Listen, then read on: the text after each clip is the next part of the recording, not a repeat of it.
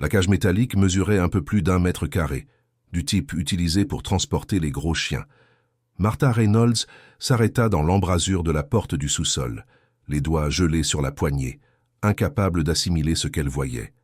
À l'intérieur de la structure froide, Emma Grant était recroquevillée, les genoux contre la poitrine, sa robe rose couverte de poussière, ses cheveux blonds collés à son visage mouillé de larmes silencieuses. La petite fille ne criait pas. Elle ne suppliait pas. Elle regardait simplement dans le vide avec ses yeux bleus vides, comme si elle avait appris qu'aucun son ne ferait de différence. « Mon Dieu !» La voix de Martha était rauque, brisée.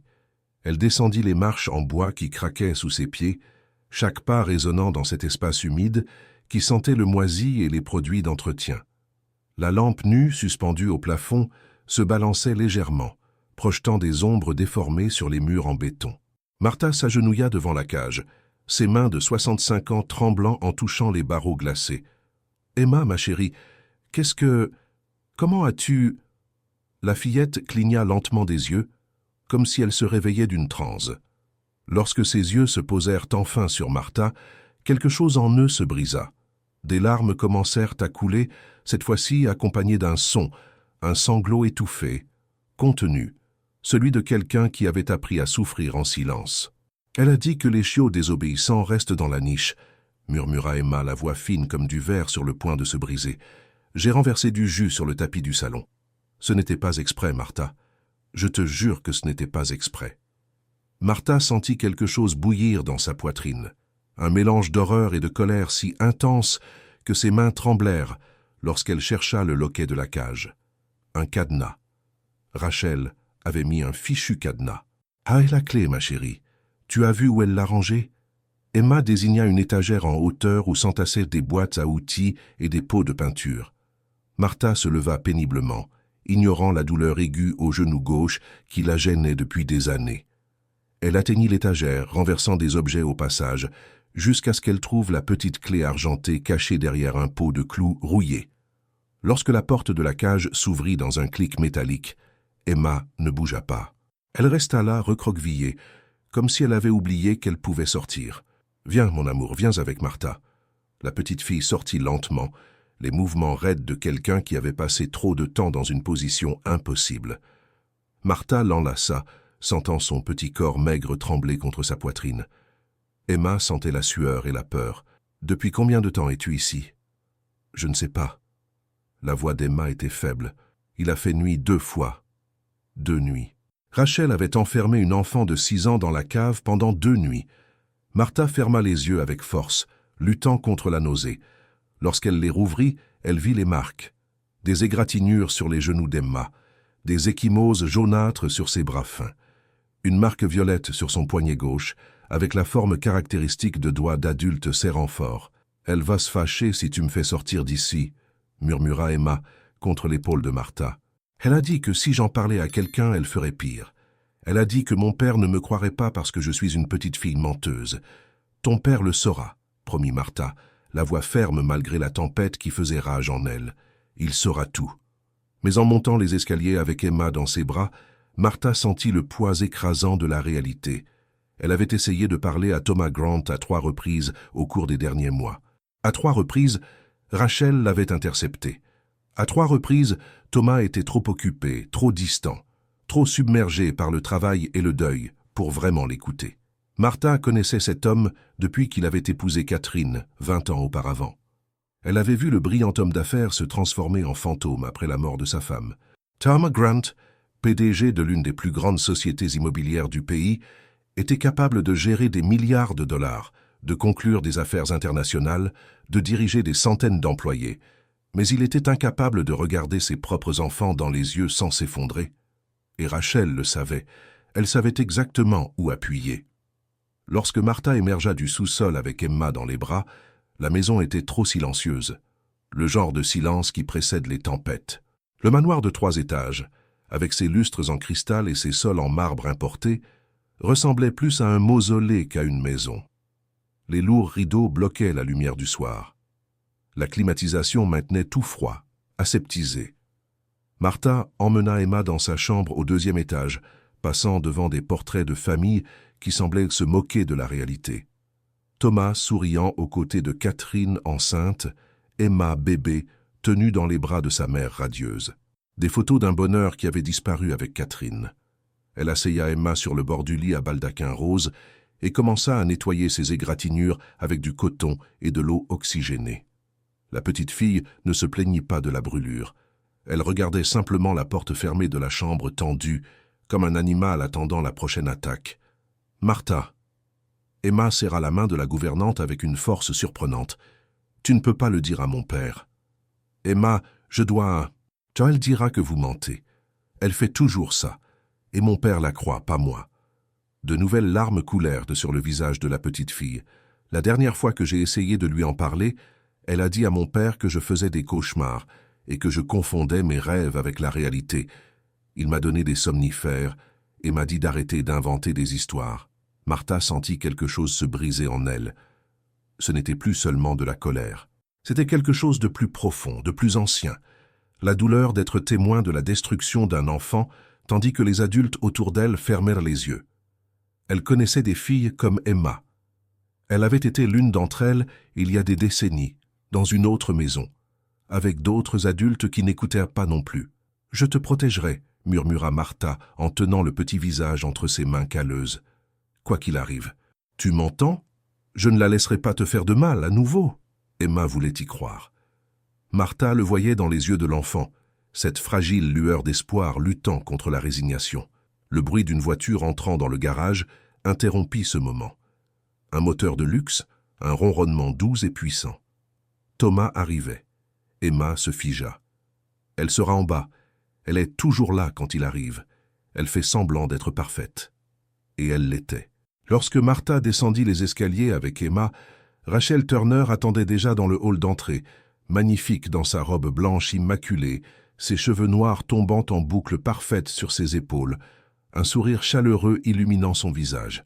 La transformation était effrayante, de la femme cruelle qui enfermait les enfants dans des cages à la belle-mère dévouée en quelques secondes. La porte d'entrée s'ouvrit. Thomas Grant entra, portant une mallette en cuir, son costume gris froissé par des heures de voyage, les yeux fatigués derrière ses lunettes. Il avait 42 ans, mais en paraissait 10 de plus.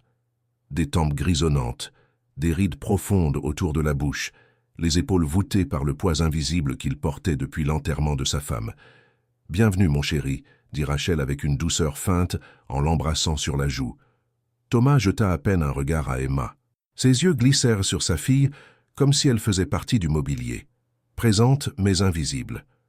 Il marmonna quelque chose à propos de réunions épuisantes à Chicago et suivit Rachel jusqu'au bureau, laissant sa mallette dans le hall pour que Martha la ramasse.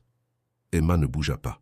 Elle resta immobile au pied de l'escalier, les doigts serrés sur l'ourlet de sa robe sale, regardant son père disparaître derrière la porte en acajou. Martha vit l'espoir s'éteindre dans les yeux de la fillette pour la deuxième fois cet après-midi-là. « Viens, ma chérie », murmura Martha en lui tendant la main. « On va te donner un bain et te changer. » Mais en montant les escaliers avec Emma, Martha prit une décision. Elle ne pouvait plus attendre que Thomas ouvre les yeux. Elle ne pouvait plus compter sur lui pour écouter. Si cet homme était trop aveugle pour voir ce qui se passait dans sa propre maison, elle allait devoir le forcer à ouvrir les yeux. Ce soir-là, après avoir couché Emma et s'être assurée que la petite fille dormait enfin, Martha descendit dans sa petite chambre au rez-de-chaussée. Elle s'assit sur le bord du lit étroit, prit son téléphone portable de ses mains tremblantes et ouvrit la galerie de photos. Ses doigts âgés glissèrent sur l'écran jusqu'à trouver les images qu'elle avait secrètement enregistrées au cours des dernières semaines. Emma, avec des ecchymoses sur le bras. Emma, avec le visage tuméfié. Emma, enfermée dans le placard du couloir. Et maintenant, la dernière en date. La cage ouverte dans la cave, preuve irréfutable. Martha prit une profonde inspiration. Elle connaissait le risque. Rachel le lui avait clairement fait comprendre quelques mois plus tôt, lorsqu'elle l'avait surprise en train d'essayer de parler à Thomas. « Si tu essaies de me démasquer, Martha, je dirai que tu voles des bijoux dans la maison. Je planterai des preuves. Qui crois-tu qu'il croira, une vieille domestique rancunière ou la femme qu'il aime ?» Mais Emma n'avait plus le temps. Le corps de cet enfant était couvert de marques. Son âme s'éteignait. Martha ouvrit l'application de messagerie et commença à taper un message à Thomas.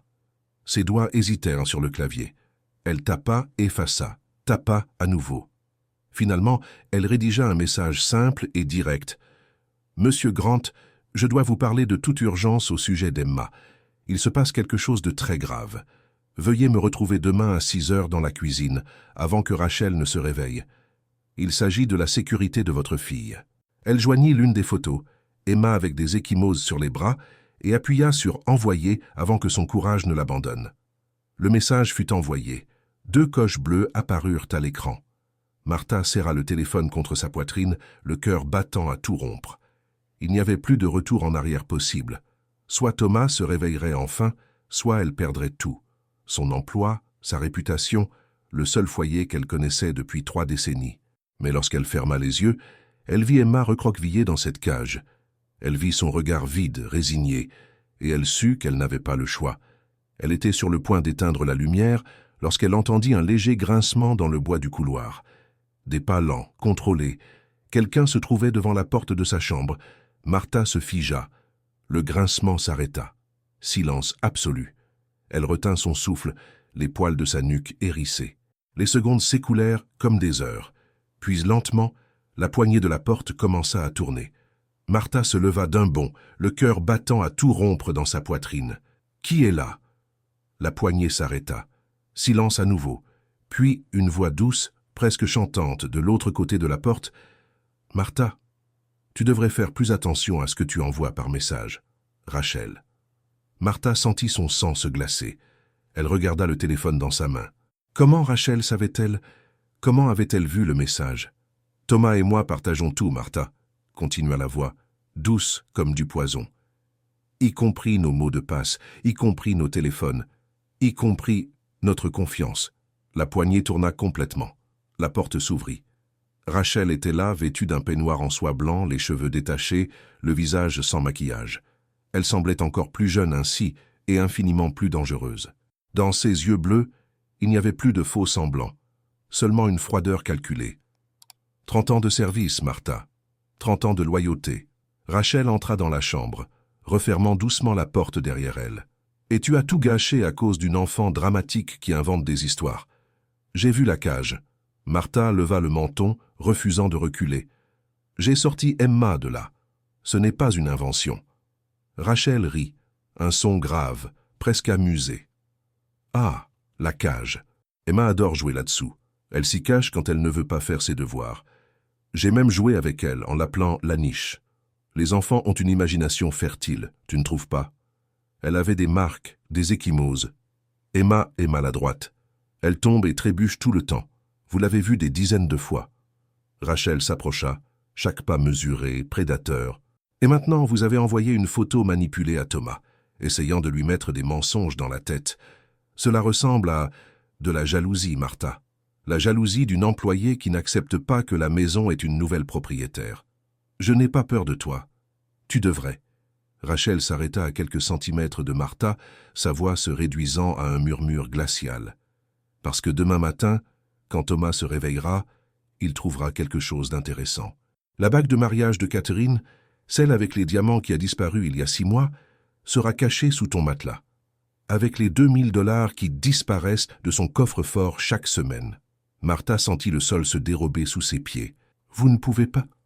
Je l'ai déjà fait. » Rachel sourit. « Pendant que tu montais donner le bain à Emma, j'ai tout préparé. Demain, Thomas va te licencier. Il va te dénoncer à la police. Et personne ne croira une voleuse désespérée qui tente de se sauver en portant des accusations absurdes contre moi. » Martha ouvrit la bouche, mais aucun son n'en sortit. Rachel avait tout prévu. Elle avait anticipé.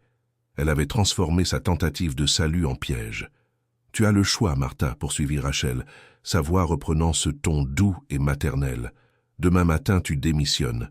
Tu dis à Thomas que tu es fatigué, que tu veux prendre ta retraite. Je te donne une belle lettre de recommandation. Tu pars d'ici avec dignité. Ou tu te réveilles menotté. Si cette histoire vous a captivé jusqu'ici, abonnez-vous à la chaîne. Il y a encore beaucoup à venir. Et ce qui va suivre va vous couper le souffle. » Martha n'a pas dormi cette nuit-là. Elle est restée assise sur le bord de son lit étroit, le dos droit contre le mur froid, l'oreille attentive au moindre craquement de la maison. Son téléphone portable reposait sur ses genoux comme une bombe prête à exploser. Le message destiné à Thomas était toujours là, envoyé, lu, mais sans réponse. À 5h30 du matin, alors que l'obscurité recouvrait encore les fenêtres, Martha s'est levée. Ses mains tremblaient tandis qu'elle enfilait l'uniforme gris qu'elle portait depuis des décennies. Elle n'allait pas abandonner. Elle n'allait pas démissionner. Si Rachel voulait la guerre, elle l'aurait. Mais d'abord, elle avait besoin d'une preuve que même Rachel ne pourrait détruire. Martha monta les escaliers dans l'obscurité, évitant les marches qui grinçaient, et s'arrêta devant la porte du bureau de Thomas. Elle savait qu'il gardait une vieille caméra de sécurité dans le placard, celle qu'il utilisait pour enregistrer les réunions importantes avant de tout migrer vers le cloud. Si elle parvenait à la récupérer, si elle parvenait à l'installer dans le couloir du 2e étage sans être vue, elle aurait des preuves tangibles. Pas seulement des photos que Rachel pourrait qualifier de dramatiques, mais des vidéos, du mouvement, du son. Elle tourna lentement la poignée. La porte n'était pas verrouillée. Thomas ne se souciait jamais de la sécurité à l'intérieur de sa propre maison. Martha entra et s'enferma dans cet espace qui sentait le cuir et le vieux café. La lumière de l'aube commençait à filtrer à travers les lourds rideaux, dessinant de longues ombres sur la table en acajou où des piles de contrats attendaient d'être signés. Martha traversa la pièce jusqu'au placard encastré, ouvrit les doubles portes et commença à fouiller parmi les boîtes de vieux documents. Elle était accroupie, fouillant dans la 2e étagère, lorsqu'elle entendit des voix venant de l'étage supérieur, étouffées mais reconnaissables. Rachel. Et une autre voix, masculine. Ce n'était pas Thomas. Il ronflait dans la chambre principale. Martha connaissait le bruit. Alors qui?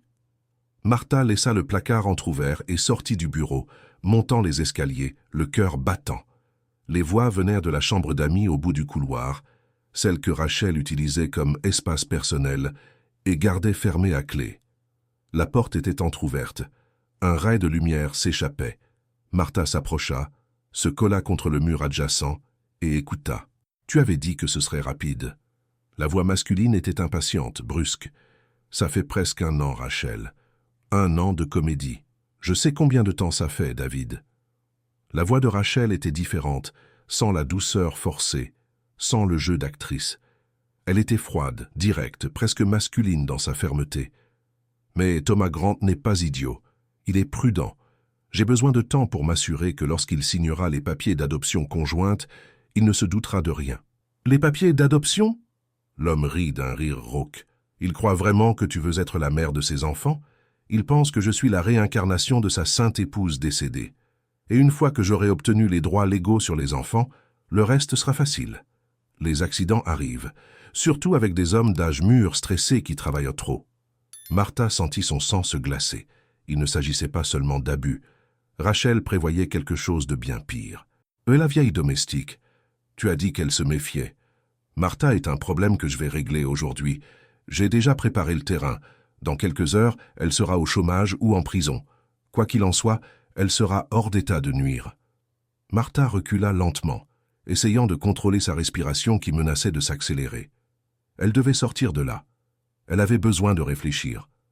Mais son coude heurta la petite table dans le couloir, renversant un petit vase décoratif.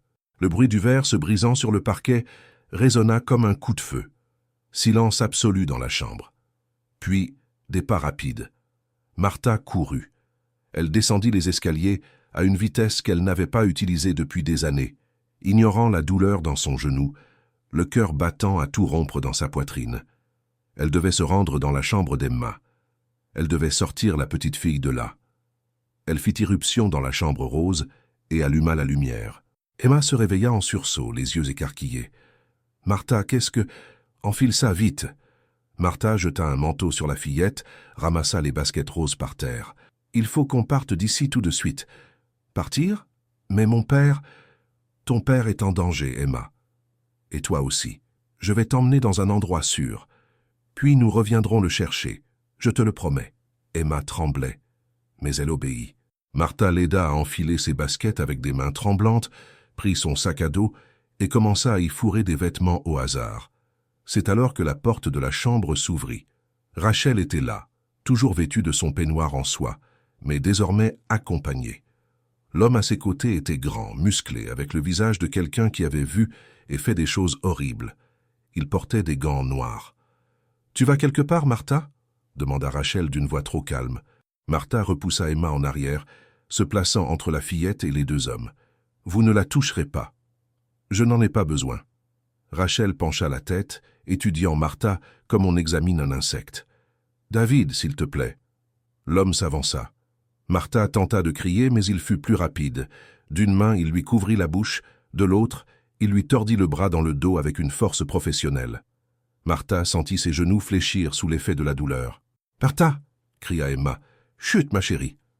Rachel s'accroupit devant la fillette, lui caressant le visage de ses doigts glacés. Martha ne se sent pas bien. Elle a raconté de très vilains mensonges à mon sujet.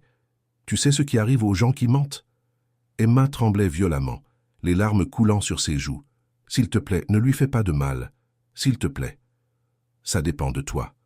Rachel essuya une larme sur le visage de la petite fille avec une fausse tendresse.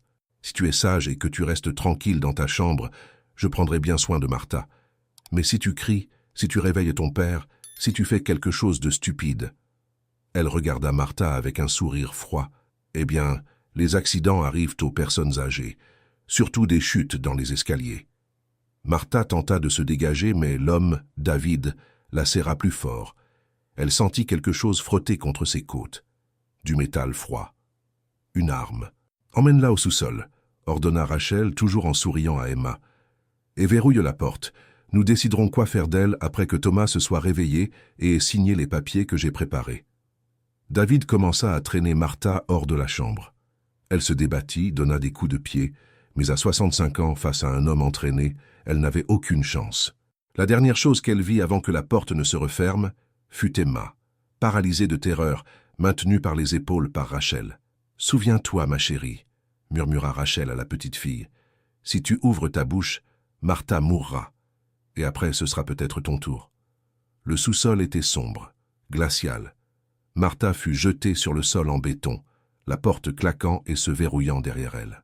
Elle resta là un moment, respirant difficilement, sentant le goût du sang dans sa bouche où elle s'était mordu la langue. Puis elle entendit un sanglot étouffé provenant d'un coin sombre. « Martha !» Une petite voix faible. « Tu es là ?» Martha rampait vers le son, tâtonnant dans le noir jusqu'à ce qu'elle trouve la cage. Et à l'intérieur, recroquevillé et tremblant, se trouvait Owen, le bébé de 8 mois qu'elle avait vu pour la dernière fois dormir paisiblement dans son berceau. Rachel avait également mis le bébé dans la cage. « Que feriez-vous à la place de Martha? Écrivez-le ci-dessous. Votre opinion compte pour nous. » Martha serra Owen contre sa poitrine, sentant son petit corps chaud trembler de froid et de faim. Le bébé ne pleurait plus, il avait appris que les pleurs n'apportaient aucune aide. Il ne faisait que du bruit. Et le bruit attirait Rachel. Dans l'obscurité humide du sous-sol, Martha chercha quelque chose, n'importe quoi qu'elle pourrait utiliser. Ses mains tâtonnèrent sur les étagères jusqu'à trouver un outil rouillé. Un pied de biche oublié parmi de vieux pots de peinture. Ce n'était pas grand-chose, mais c'était déjà ça. Elle entendit des pas au-dessus d'elle, des voix étouffées. Puis, distinctement, la voix de Thomas. « Rachel, où est Martha ?» Emma dit qu'elle est entrée dans sa chambre au petit matin et qu'elle a ensuite disparu. « Chérie, j'allais justement t'en parler. » La voix de Rachel était empreinte d'inquiétude. « Martha se comporte de manière très étrange ces derniers temps. Hier, je l'ai surprise dans ton bureau, en train de fouiller dans tes papiers. Et quand je l'ai confrontée, Martha n'entendit pas la suite. Elle n'en avait pas besoin. Rachel exécutait le plan à la perfection. Transformer Martha de sauveuse en méchante. Dans quelques minutes, Thomas descendrait ses escaliers, verrait les preuves placées dans sa chambre et croirait chaque mot de Rachel. À moins que Martha n'agisse maintenant. Elle mit Owen dans une boîte en carton vide, la tapissa de chiffon pour le garder au chaud. « Reste tranquille, mon amour », murmura-t-elle en embrassant le front du bébé. « Martha va revenir vers toi. » Puis elle se mit à frapper à la porte, fort, rythmiquement, insistamment. « Thomas, Thomas Grant, écoute-moi !» Silence à l'étage. Puis, des pas dans l'escalier. La porte s'ouvrit. Thomas était là, l'air confus, toujours en peignoir. Derrière lui, Rachel descendait lentement, David juste derrière dans l'ombre. « Martha ?» Thomas la regarda, les cheveux en bataille, l'uniforme sale, du sang séché au coin de la bouche. « Qu'est-ce que tu fais enfermé ici ?» « Demande-lui, » dit Martha en montrant Rachel la voix ferme malgré sa peur. « Demande à ta petite amie parfaite pourquoi elle m'a enfermé ici avec son bébé dans une cage pour chien. » Thomas cligna des yeux, essayant de comprendre. « Owen ? Owen est dans son berceau, je viens juste de... » « Non. » Martha s'écarta, révélant la boîte dans laquelle Owen était recroquevillé. Elle l'a mis dans la cage toute la nuit, comme elle l'a fait avec Emma il y a 2 jours. Thomas se figea. Son regard passa de la boîte à Rachel, cherchant une explication, un démenti, n'importe quoi qui ait du sens. Rachel soupira, comme une mère fatiguée face à des accusations absurdes. « Thomas, ça, je ne voulais pas que tu l'apprennes comme ça, mais Martha est malade. Elle vole des choses dans la maison, invente des histoires bizarres à mon sujet. Hier soir, je l'ai surprise en train d'essayer d'enlever Emma. J'ai dû l'enfermer ici jusqu'à ce que nous décidions quoi faire. Quant à Owen, elle regarda la boîte avec une tristesse feinte. Elle a dû le prendre dans son berceau avant que je puisse l'en empêcher. Mensonge. » Martha fit un pas en avant. « Thomas, regarde-moi. Je travaille dans cette maison depuis 30 ans. 30. Je me suis occupé de toi et de Catherine. J'ai tenu Emma dans mes bras quand elle est née. Je ne t'ai jamais donné de raison de douter de moi. » Thomas passa la main sur son visage, visiblement partagé. « Martha, Rachel m'a montré des preuves. La bague de Catherine était cachée dans ta chambre, et l'argent du coffre-fort. Quand qu'elle a placé là ?» Martha sentit des larmes de frustration lui brûler les yeux, mais elle refusa de les laisser couler. Elle a tout planifié. Elle veut que tu me renvoies, que tu restes seul avec elle, sans personne pour voir qui elle est vraiment. « Et qui suis-je vraiment, Martha ?» Rachel descendit une autre marche, la voix toujours calme, mais le regard glacial. « Une femme qui aime cet homme ? Qui s'occupe de ses enfants comme s'ils étaient en les miens ? Qui a sacrifié sa propre vie pour reconstruire cette famille brisée ? Une meurtrière. » La voix venait du haut de l'escalier. Fine, tremblante, mais claire. Tout le monde se retourna. Emma se tenait en haut de l'escalier, tenant quelque chose dans ses mains. La tablette de Rachel. « Emma, ma chérie, retourne dans ta chambre », ordonna Rachel, d'un ton toujours doux, mais avec une pointe d'agressivité. Emma descendit une marche, puis une autre. Ses mains tremblaient, mais elle garda la tablette levée. « J'ai vu, Rachel. Je t'ai vu parler à cet homme. Tu as laissé la tablette ouverte. J'ai tout enregistré. » Le visage de Rachel pâlit. « Emma, ma chérie. » Thomas monta quelques marches vers sa fille. « Que dis-tu » Emma appuya sur « Play ». La voix de Rachel résonna dans le sous-sol cristalline, provenant des haut-parleurs de la tablette. « Une fois que j'aurai obtenu la garde légale des enfants, le reste sera facile. Les accidents, ça arrive. Surtout avec des hommes stressés d'âge mûr qui travaillent trop. » Puis la voix de l'homme, « David, et combien vas-tu gagner avec ça ? Tout. L'entreprise, les propriétés, les comptes. Valeur estimée, 400 millions. Moins les 50 000 que tu vas recevoir pour m'avoir aidé. » Silence de mort. Thomas monta lentement les marches, prit la tablette des mains de sa fille et écouta à nouveau. Puis, il regarda Rachel avec une expression que Martha n'avait jamais vue auparavant. Vide. Complètement vide. « Thomas, » commença Rachel, le masque finissant par se fissurer. « Elle a modifié ça. Emma est une enfant. Elle ne sait pas ce que... »« Ça suffit !» La voix de Thomas résonna sur les murs de béton. Il ne criait jamais. En 20 ans, Martha ne l'avait jamais entendu crier. Rachel recula d'un pas. David fit mine d'avancer, mais Thomas le fixa avec une telle fureur que l'homme hésita. « Vous, » dit Thomas à Rachel, chaque mot pesant comme une pierre, « vous êtes entrés dans ma maison, dans ma famille. Vous avez dormi à mes côtés tout en complotant de me tuer. Vous avez blessé mes enfants. » Sa voix se brisa. « Vous avez torturé ma fille, et je n'ai rien vu. Je n'ai rien entendu. » Il se tourna vers Martha, toujours au pied de l'escalier, tenant le pied de biche comme dernière défense. Ses yeux étaient rouges. « Pardonne-moi, » murmura Thomas. « Martha, pour l'amour de Dieu, pardonne-moi. » Martha sentit enfin les larmes couler. Pas de soulagement, pas encore, mais quelque chose qui y ressemblait. Rachel rit. Un son aigu, cassé, de quelqu'un qui a compris que le jeu était fini. « Tu crois que ça change quelque chose ?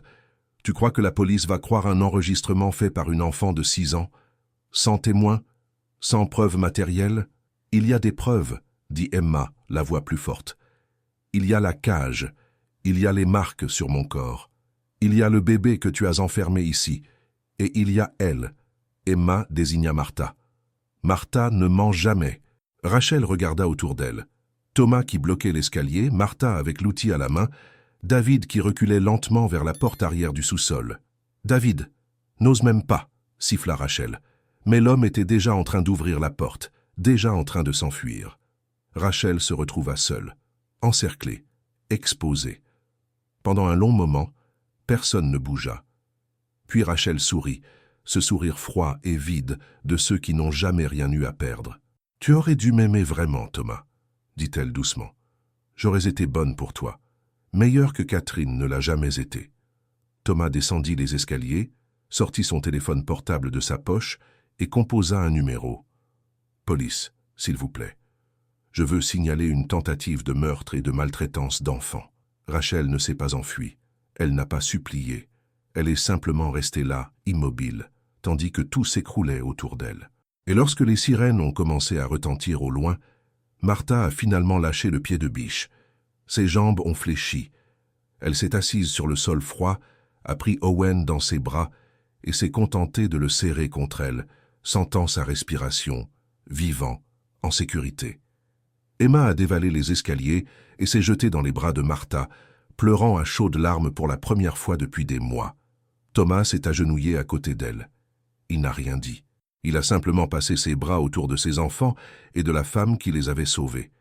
Si ce rebondissement vous a autant ému que moi, laissez un like maintenant. Des histoires comme celle-ci doivent être racontées. La salle d'interrogatoire du commissariat avait des murs peints d'un beige triste et sentait le vieux café et le désinfectant. Martha était assise sur une chaise en plastique dur, une couverture thermique de l'ambulance encore enroulée autour de ses épaules. Ses mains tremblaient légèrement, non pas de peur mais d'épuisement. Tout son corps lui faisait mal. Ses 65 ans pesaient lourd, surtout après avoir été traînée, enfermée et contrainte de se battre pour sa vie. Une jeune policière, les cheveux tirés en un chignon serré, entra avec un verre d'eau tiède et un bloc-notes. Elle s'assit de l'autre côté de la table étroite et regarda Martha avec ce qui semblait être du respect. « Madame Reynolds, je sais que vous avez déjà fait votre déposition initiale, mais j'ai besoin de clarifier certains points. » Elle ouvrit le bloc-notes. « Depuis combien de temps affirmiez-vous avoir des soupçons sur le comportement de Rachel Turner ?»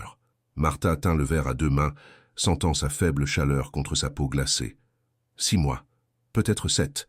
Et pourquoi ne l'avez-vous pas signalé plus tôt ?» La question était directe, mais pas accusatrice. Pourtant, Martha la sentit peser sur elle comme une lame. « Parce que j'avais peur, admit-elle, la voix rauque à force d'avoir crié. Peur de perdre mon emploi, ma maison, ma réputation. » Elle fit une pause. « Et parce que je pensais que si Thomas faisait attention, il s'en rendrait compte tout seul, que je n'aurais pas besoin d'être celle qui détruirait son illusion. » La policière nota quelque chose. Rachel Turner, de son vrai nom Rebecca Lawson, a un casier judiciaire dans 3 États. Fraude, faux en écriture, 2 cas d'implication dans la mort suspecte d'hommes riches. Elle regarda Martha. « Vous avez sauvé ses enfants. Et vous avez probablement sauvé Thomas Grant aussi. » Martha ne répondit pas. Elle ne se sentait pas comme une héroïne. Elle se sentait comme quelqu'un qui avait attendu trop longtemps. La porte s'ouvrit. Thomas entra, Emma accrochée à sa main gauche. La petite fille avait les yeux rouges et gonflés, mais elle était éveillée, présente. Owen dormait dans les bras de son père, enveloppé dans une couverture d'hôpital. « Je peux lui parler ?» demanda Thomas à la policière. La femme regarda Martha qui acquiesça. Elle se leva alors, les laissant seuls. Thomas tira une chaise et s'assit lentement, comme si ses propres os lui faisaient mal. Emma se blottit contre lui, toujours agrippée à la manche de la chemise de Martha. Pendant un long moment, personne ne dit rien. Ils restèrent simplement là, respirant le même air chargé de traumatisme et de soulagement. « Je ne sais pas comment m'excuser », commença Thomas, la voix brisée. « Il n'y a pas d'excuse assez grande pour ce que j'ai fait, ou plutôt pour ce que je n'ai pas fait. » Martha secoua lentement la tête. « Vous souffriez. La souffrance n'est pas une excuse pour l'aveuglement. » Thomas regarda ses propres enfants. « J'ai choisi le travail parce que c'était plus facile que d'affronter la douleur. J'ai choisi de croire Rachel parce qu'elle rendait tout simple, pratique. Sa voix trembla. Et pendant que je choisissais la facilité, ma fille était torturée. Mon fils était enfermé dans des cages. Emma releva la tête de la poitrine de son père. « Tu ne savais pas, papa. » « J'aurais dû savoir. » Thomas caressa le visage de sa fille du bout des doigts tremblants. « Un père devrait savoir. » Martha tendit la main au-dessus de la table. Thomas la saisit fermement, comme quelqu'un qui s'agrippe à une planche au milieu de la mer. « Vous le savez maintenant, » dit simplement Martha, « et cela devra suffire. » Ils restèrent ainsi, les mains entrelacées, jusqu'à ce qu'Emma murmure. « Martha, tu pars ?» La question coupa le souffle. Martha regarda la petite fille. Son visage pâle, marqué par des ecchymoses qui commençaient à jaunir. Ses yeux qui avaient vu des choses qu'aucun enfant ne devrait voir. « Je ne sais pas, ma chérie. Cela dépendra de la décision de ton père. » Thomas serra plus fort la main de Martha. « Tu as ta place chez moi aussi longtemps que tu le souhaites. Et si tu ne veux plus travailler, je comprends parfaitement. Mais, il déglutit. Égoïstement, j'ai besoin de toi. Les enfants ont besoin de toi. Tu es la seule personne dans cette maison qui ait toujours vu la vérité. » Martha sentit des larmes silencieuses couler. Elle n'essaya pas de les cacher. « Je reste, » dit-elle. « Mais les choses vont changer, monsieur Grant. »« Thomas, » corrigea-t-il doucement. « Après aujourd'hui, je pense que vous méritez de m'appeler par mon prénom. » Martha faillit sourire. Faillit.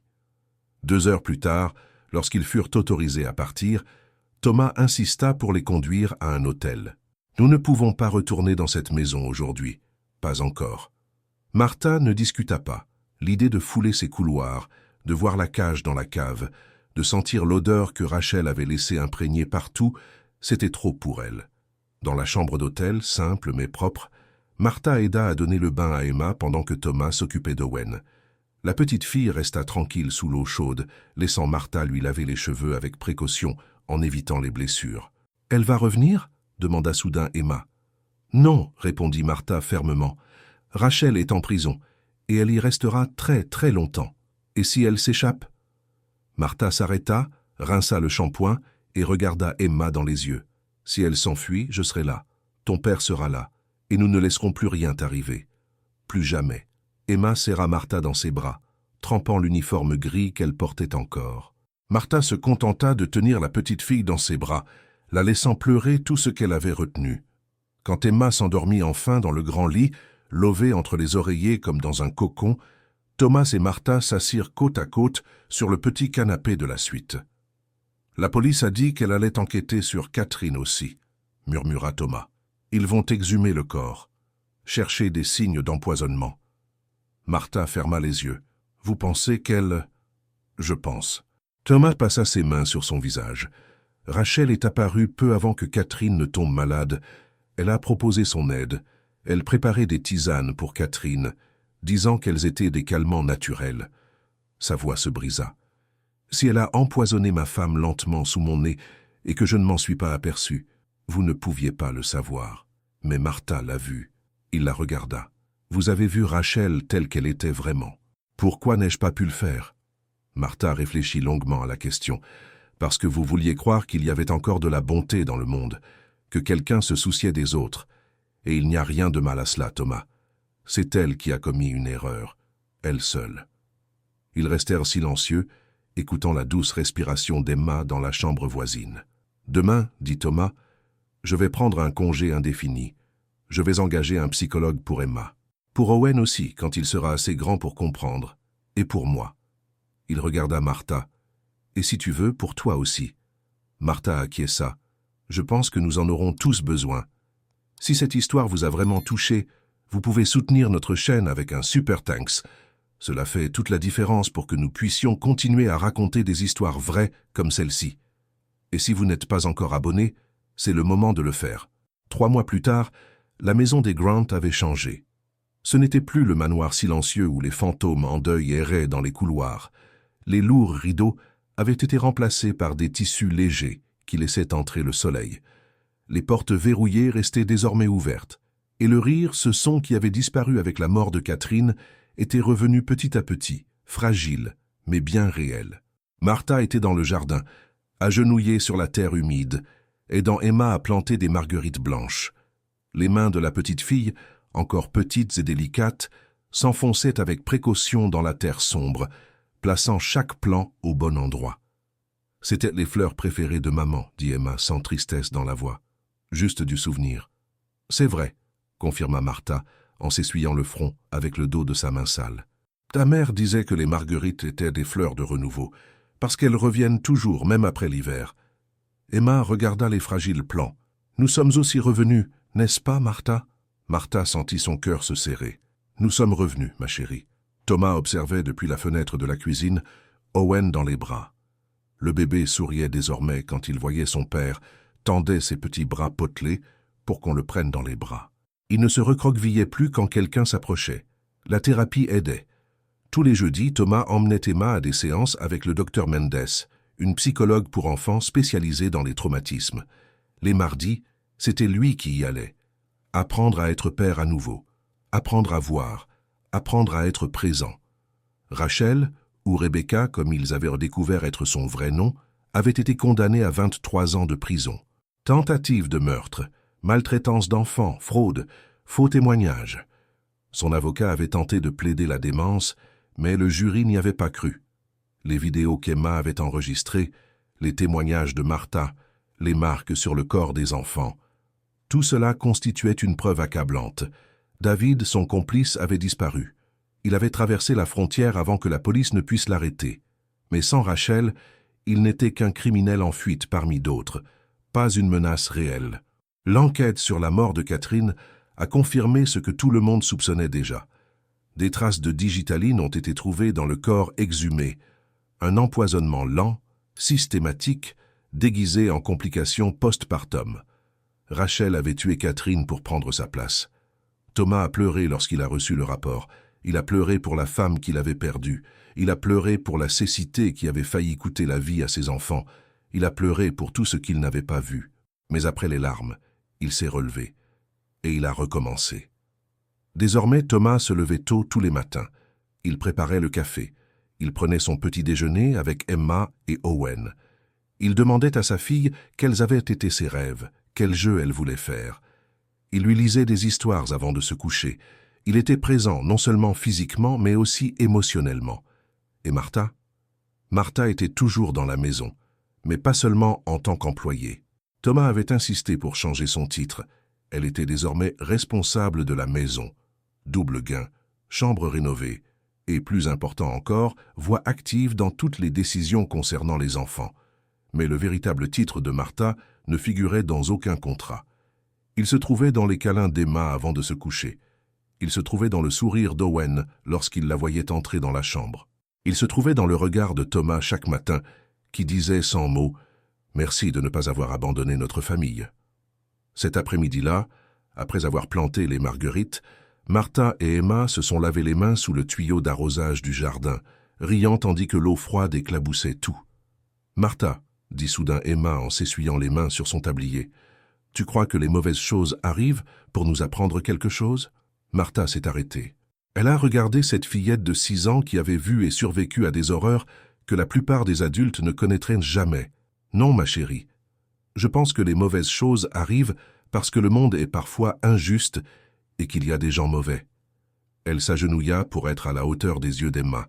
« Mais je pense aussi que ce que nous faisons après les mauvaises choses, c'est ça qui nous apprend quelque chose. Tu as été courageuse. Tu n'as pas abandonné. Et cela m'a appris que nous sommes beaucoup plus forts que nous ne le pensons. » Emma serra Martha dans ses bras. « Je t'aime, Martha. Je t'aime aussi, mon amour. Pour toujours. Tu sais, il y a quelque chose à propos de cette histoire que je dois te dire. Toi qui es resté jusqu'ici, peut-être vous êtes-vous reconnu en Martha, quelqu'un qui voit des choses que personne d'autre ne voit. Quelqu'un qui essaie de parler et qui n'est pas écouté. Quelqu'un qui ressent le poids de porter seul la vérité. Ou peut-être vous êtes-vous reconnu dans Emma, trop petite pour être prise au sérieux, blessée par ceux qui auraient dû la protéger, espérant que quelqu'un finisse par la croire. Ou peut-être vous êtes-vous reconnu en Thomas, aveuglé par la douleur, distant, manquant à ceux qui l'aiment le plus sans même s'en rendre compte. Peu importe où vous vous situez dans cette histoire. Ce qui importe, c'est que vous n'êtes pas seul. Il y a des Martha dans le monde, des personnes qui voient, qui se battent, qui n'abandonnent pas même lorsque tout semble perdu. Il y a des Emmas qui survivent. Et il y a des personnes comme Thomas, qui se réveillent trop tard, mais qui se réveillent quand même, qui essaient quand même de réparer les choses. Toutes les histoires ne se terminent pas bien, mais toutes les histoires peuvent recommencer. Parfois, le nouveau départ n'est pas bruyant, il n'est pas spectaculaire. C'est juste un matin où vous vous réveillez et décidez d'être présent. C'est une marguerite plantée dans le jardin. C'est une main tendue quand quelqu'un est en train de tomber. C'est un choix. Et ce choix peut tout changer. Si vous êtes resté jusqu'ici, c'est parce que cette histoire a touché quelque chose en vous. Et cela signifie beaucoup pour moi. Merci, du fond du cœur, d'avoir regardé, d'avoir ressenti, d'être là.